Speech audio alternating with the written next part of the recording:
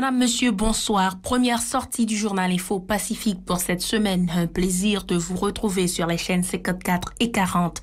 Les points à la une. Le Premier ministre Ariel Henry fustige toutes les démarches visant à désigner un président provisoire dans le cadre de la transition. Selon lui, personne n'est doté de cette autorité, ajoutant que le prochain locataire du Palais national sera issu d'élections démocratiques.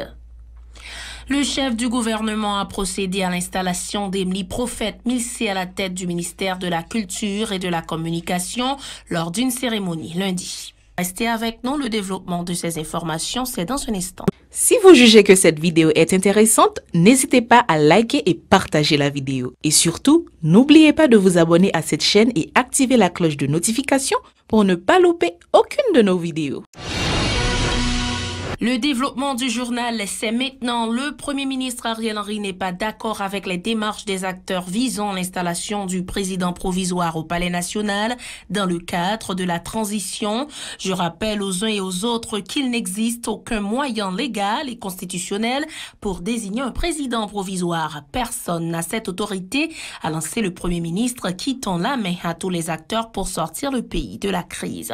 Il a fait allusion à l'assassinat brutal de l'ex-président Jovenel Moïse, déclarant que ce crime macabre ne devrait plus se répéter aux yeux du monde entier dans la perspective d'accéder au pouvoir par la violence.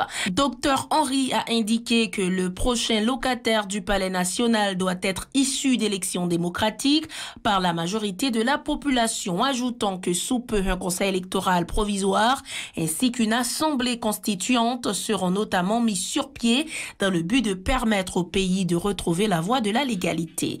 Il dit déplorer le refus des porteurs de l'accord de Montana de poursuivre le dialogue qu'il a initié dans l'optique d'aboutir à une sortie favorable à la crise. Écoutons Ariel Henry au micro de Hirsch Résil et Joseph-Philippe François.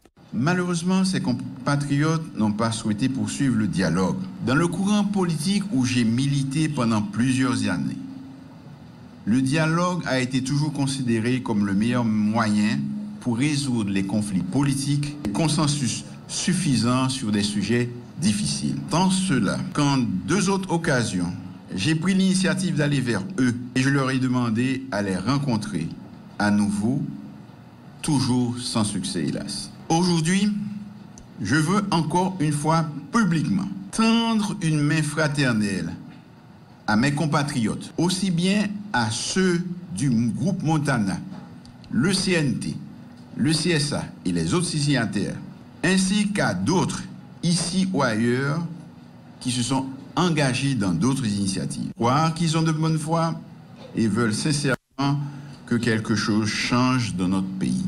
Qu'ils me permettent de leur dire que les nombreux défis qui nous attendent exigent de chacun de nous du courage, de la détermination, de l'abnégation, du patriotisme et un sens élevé des intérêts supérieurs de la nation. Le Premier ministre appelle à l'unité, à la sagesse et au sens patriotique de tous les concernés pour solutionner la crise. Il déclare que les défis sont de taille et que l'heure n'est plus aux querelles de chapelle. On l'écoute à nouveau. L'instabilité politique nous a déjà coûté trop cher. Il est du devoir de tous les démocrates haïtiens de laisser de côté leurs ambitions partisanes immédiates et de mettre le cap sur la création d'un environnement sûr et stable propice à la relance des activités économiques et à l'organisation des élections. Dans le contexte actuel, je tiens à rappeler aux uns et aux autres qu'il n'existe aucun moyen légal ou constitutionnel pour choisir un président provisoire légitime. Personne n'a une telle autorité.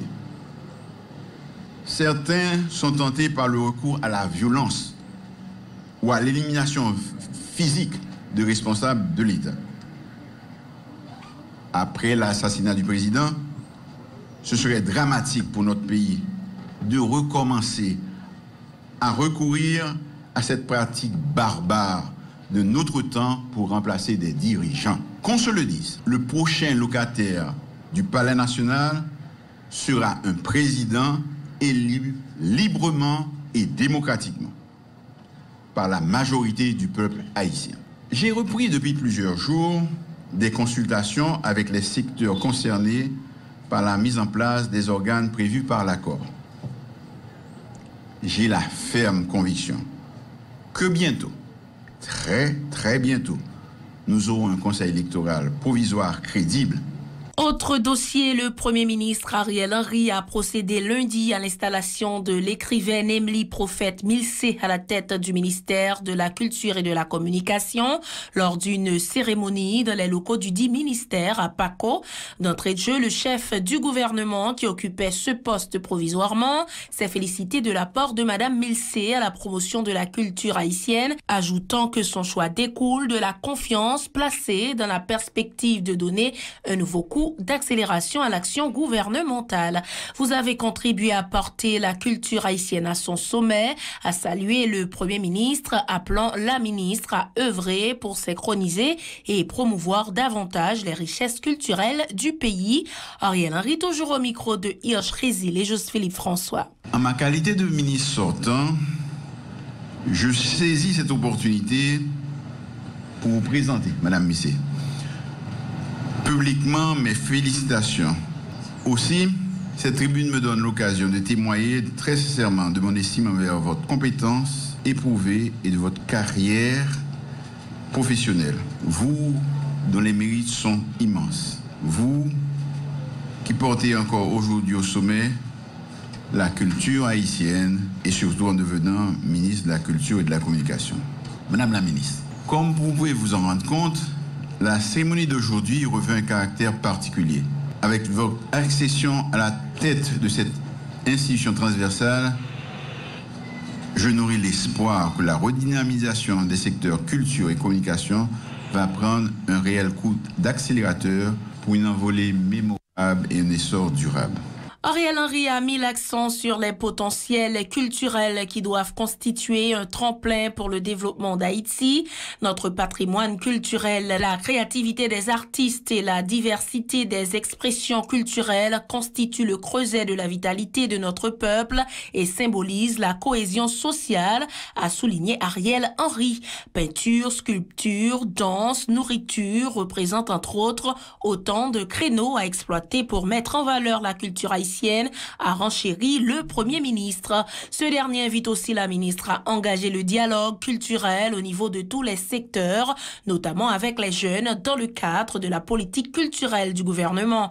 Par ailleurs, le Premier ministre invite la titulaire du MCC à dynamiser la politique du gouvernement en matière de communication, préconisant des relations privilégiées avec les médias et recommande de donner une nouvelle direction aux organes publics chargés de la communication. On écoute. Assurez-vous que les journalistes auront toujours accès aux informations. Et j'insiste sur ce point. Au niveau de mon gouvernement et pendant toute la durée de ma mission, la liberté de la presse sera garantie. Donc vous devez y veiller scrupuleusement. Quant aux médias d'État, il leur faut une nouvelle orientation. Et je vous demande de les encadrer pour qu'ils puissent répondre convenablement à leur mission de service public. Notre Haïti chéri se caractérise par une valeur culturelle qui joue un rôle central dans l'identité nationale. La créativité de nos artistes, notre patrimoine culturel et la diversité des expressions culturelles constituent un creuset important pour la vitalité de notre peuple. Ou encore, le ciment fondamental de la cohésion sociale du pays. Vous avez donc la tâche d'assurer à la face du monde la promotion de ces valeurs. La richesse de notre pays s'inscrit dans la culture telle qu'elle a été façonnée à travers l'histoire. Cette culture qui dépasse nos frontières à travers nos œuvres littéraires et artistiques. Nous avons un ensemble de produits culturels à fort potentiel que nous devons mettre en évidence. Peinture, sculpture, musique, danse, littérature, nourriture. Pour sa part, la ministre fraîchement installée n'a pas caché sa joie du fait d'avoir intégré l'équipe gouvernementale. Optimiste, elle a promis de s'évertuer en vue de s'acquitter de sa tâche. Elle a en outre condamné l'assassinat au tout début de l'année des 2 membres de la corporation journalistique à Pétionville. Emily Prophète-Milsé a promis de favoriser le respect de la liberté d'expression dans le pays durant son passage à la tête du MCC. Elle est au micro de Hirsch Résil et Joseph-Philippe François. Et des lieux de diffusion qu'il faut multiplier et surtout rendre opérationnels en permanence. Pour chaque champ d'action, nous allons nous fixer des objectifs à atteindre. C'est le moyen le plus efficace de mettre un véritable service public de la culture au bénéfice de tous les Haïtiens. Mesdames, Messieurs, s'agissant de la communication de l'État, nous avons conscience que le chantier est à la fois énorme et ambitieux.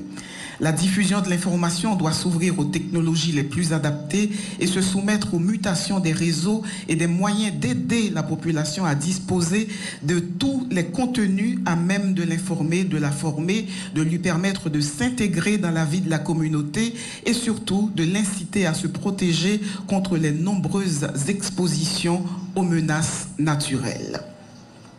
La démocratie a ses exigences et l'une d'elles consiste à entretenir la liberté d'expression. En début d'année, 2 jeunes confrères journalistes ont été assassinés dans des conditions révoltantes. Le travail du ministère est aussi de permettre aux travailleurs de la presse d'exercer en toute liberté sans risquer la mort, la torture et le bannissement. Mes pensées émues vont à la famille, aux proches et aux collaborateurs de ces nouveaux martyrs. La justice fera son travail et le ministère entend rester aux côtés de la corporation pour consolider la liberté d'expression garantie par notre Constitution. Les avocats de l'État haïtien, Osner Févry, Fritzo Canton et Newton Saint-Just reprochent au gouvernement de n'avoir pas enquêté sur le fait que des suspects dans l'assassinat de Jovenel Moïse aient pu quitter le pays alors qu'il leur était interdit de le faire. Selon ces membres de la Bazoche, les autorités haïtiennes ne sont pas vraiment déterminées à établir la vérité autour de l'assassinat de M. Moïse, laissant le dossier aux mains du gouvernement américain. Il invite le Premier ministre à se laver des soupçons qui pèsent sur lui dans le cadre du dossier. À leur avis, Ariel Henry devrait intenter une action en justice contre le New York Times. Écoutons Newton Saint-Just qui s'exprimait au nom de ses collègues au micro de Murdit Joseph et Mackerson Mixil. L'autre constat que nous faisons, c'est le comportement du gouvernement dans l'assassinat, dans l'enquête qui a fait aux États-Unis, procédure qui déclenche aux États-Unis. Par exemple, nous n'avons pas de bravo, mais nous fâchons nous arrêter John Joel Joseph. C'est un ami. Mais demandez-nous, pour qui ça, le gouvernement, pour faire enquête toujours pour nier les documents du pays? Parce qu'il a été établi que le gagné de faux documents. Donc, qui est-ce qu'on a l'immigration valide? Qui est-ce qu'on a le ministère intérieur valide? Nous dit que nous parlons d'un comportement gouvernement par rapport avec le procès qui a fait. Par ailleurs, Osner Févry dit souhaiter le retour à l'ordre constitutionnel en Haïti dans un délai raisonnable. Selon lui, le Premier ministre devrait rencontrer tous les secteurs en vue de parvenir à une solution à la crise avant le 7 février 2022. Pour Maître Févry, Ariel Henry ne devrait pas impliquer la communauté internationale dans la résolution de la crise, indiquant que le dialogue interhaïtien est toujours possible. Osner Févry, toujours au micro de Murdit Joseph et Mackerson Mixil. Nous lançons un appel au docteur Ariel Henry pour ses recommandations. Légitimer le pouvoir actuel par un retour à l'ordre juridique constitutionnel. L'ordre juridique constitutionnel et légal. Et pour cela, convoquer. Vous pouvez convoquer certaines institutions, vous allez inviter d'autres, pas des groupes. Parce que vous ne pouvez pas convoquer n'importe qui, vous ne pouvez qu'inviter certaines personnes. Communauté internationale, corps, groupe, syndicat, d'accord. S'il vous plaît, de grâce, d'accord. Laissez les Haïtiens eux-mêmes débat d'un congrès patriotique. Voilà, madame, monsieur, c'est la fin de ce journal. Merci de l'avoir suivi. Restez des nôtres pour la suite de la programmation.